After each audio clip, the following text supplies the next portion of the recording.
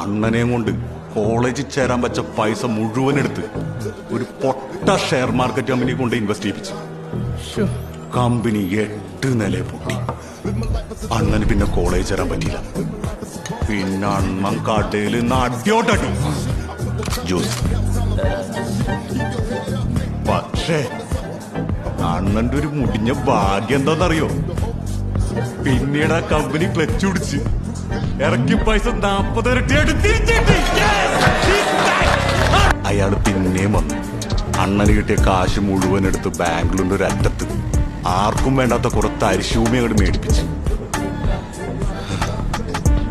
അങ്ങനെ അണ്ണം പിന്നെയും ജ്യൂസേടെ ഇന്ന് അടിയോടടി അല്ലേ? എങ്ങനെ മനസ്സിലായി? അല്ല, ഏതോ സ്ഥലമൊക്കെ മേടിച്ചുള്ള പൈസയൊക്കെ പോയെന്ന് പറഞ്ഞില്ലേ? അപ്പൊ ഇതൊക്കെ എങ്ങനെയാ? അന്ന് വാങ്ങിയ തരിശൂമിയില്ലേ, അവിടെയാണ് ഇപ്പൊ ബാംഗ്ലൂർ ഇന്റർനാഷണൽ എയർപോർട്ട് ഇരിക്കുന്നത്. ലക്കി